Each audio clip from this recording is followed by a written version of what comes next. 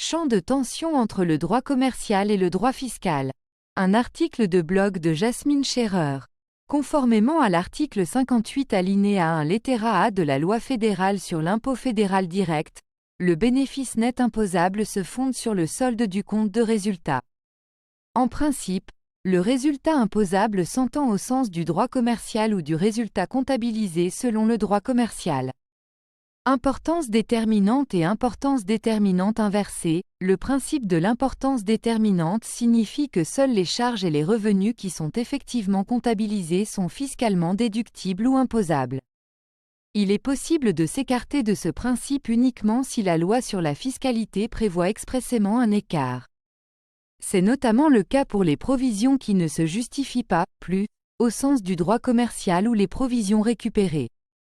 À l'inverse toutefois, on peut envisager des faits pour lesquels le droit fiscal influence le droit commercial. Il est possible de configurer un fait en fonction du droit fiscal afin d'obtenir le résultat imposable souhaité. On parle dans ce cas d'une importance déterminante inversée.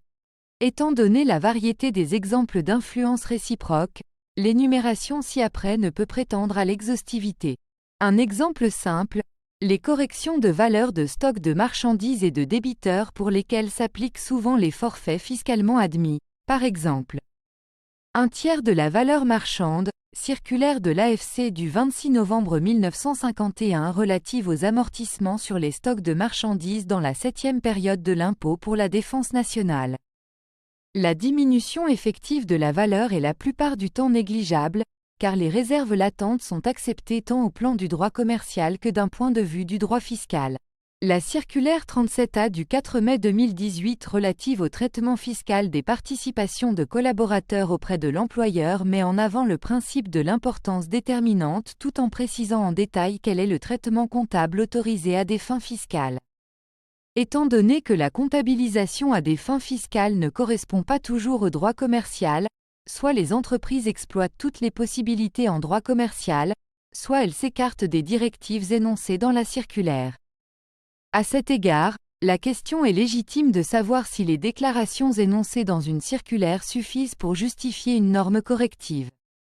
Afin de préserver la neutralité fiscale concernant les restructurations, l'article 61 alinéa 1 LIFD prescrit un maintien des valeurs comptables à la valeur déterminante pour l'impôt sur le bénéfice au niveau de la société reprenante. En particulier en cas de scission selon l'ancien droit, un tel maintien ne s'applique pas toujours, raison pour laquelle les spécialistes comptables et les spécialistes fiscaux doivent absolument procéder à une coordination étroite de la comptabilisation. Le droit commercial ne fait pas de distinction entre les dividendes et les dividendes de substance. Il s'agit ici d'un cadre purement fiscal. Dans une optique fiscale, la question se pose par conséquent de savoir si l'amortissement lié aux dividendes de substance doit être comptabilisé de manière brute, c'est-à-dire séparé du dividende, ou nette, comptabilité directement avec le dividende. Et ce, principalement en tenant compte du risque d'amortissement récupéré. Conclusion. Eu égard au champ de tension entre le droit commercial et le droit fiscal décrit dans cet article, il est important, en présence de transactions inhabituelles ou d'une certaine envergure, d'analyser les deux aspects en parallèle et de procéder à une surveillance continue. Cela permet d'éviter des surprises à un stade ultérieur. En particulier au moment où le ruling fiscal est demandé, il importe de s'assurer que ce dernier peut aussi s'appliquer au plan du droit commercial.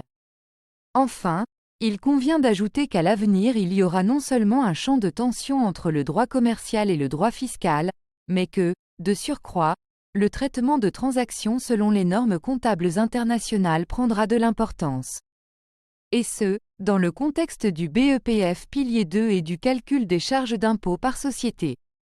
Les transactions inhabituelles ou d'une certaine envergure devraient donc respecter une présentation des comptes qui soit conforme au droit commercial, fiscal et international.